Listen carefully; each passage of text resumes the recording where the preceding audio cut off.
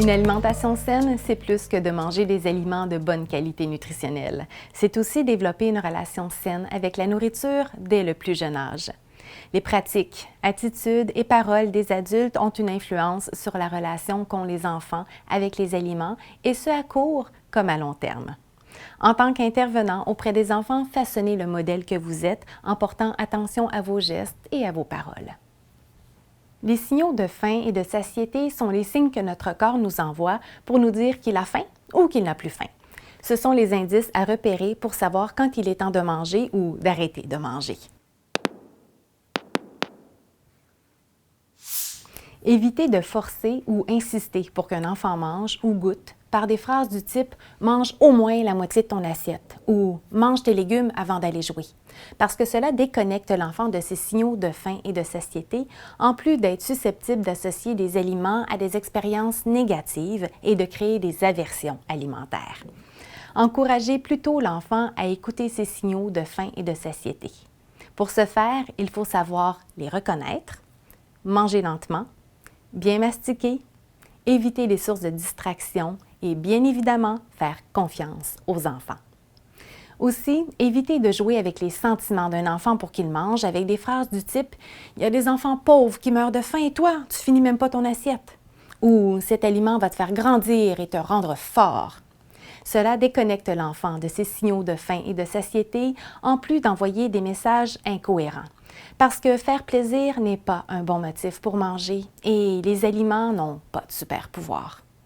Encouragez plutôt les enfants à guider leurs parents à propos des quantités et véhiculer le message qu'il est important de manger varié et de manger à sa faim pour grandir en santé.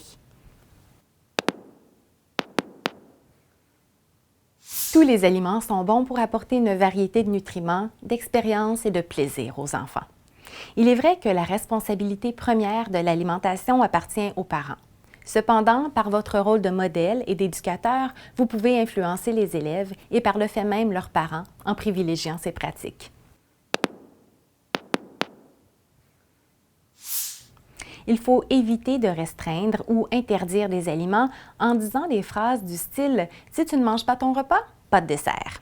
Cela diminue la variété de l'alimentation de l'enfant en plus d'augmenter l'attrait pour des aliments interdits et de mener à la surconsommation. À la place, parlez favorablement des aliments. Il n'y a pas de bons ou de mauvais aliments. Il y a plutôt des aliments à consommer sur une base quotidienne, soit ceux du Guide alimentaire canadien parce qu'ils sont plus nutritifs, et d'autres à l'occasion parce qu'ils le sont moins. Aussi, évitez d'établir un lien entre les aliments et le poids du type « le pain, ça fait grossir » ou « pour toi, une seule portion », parce que cela soulève une préoccupation pour le poids, en plus de créer une association malsaine entre les aliments et le poids et d'encourager la stigmatisation. Attention à ce que vos gestes et vos paroles ne soulèvent pas des inquiétudes chez les enfants par rapport à leur apparence. Même si votre discussion est avec un autre adulte, les enfants écoutent et se questionnent par la suite. La préoccupation à l'égard du poids apparaît chez certains enfants dès l'âge de 4 ans. Le poids est une source d'intimidation très présente dans les écoles. Faites comprendre aux enfants que les commentaires sur le poids et l'apparence peuvent blesser et sont inacceptables. Valorisez les enfants pour leur qualité intérieure, leur talent ou leur réalisation. Ce sont des attentions qui peuvent paraître subtiles, mais qui font certainement une grande différence pour le bien-être des enfants.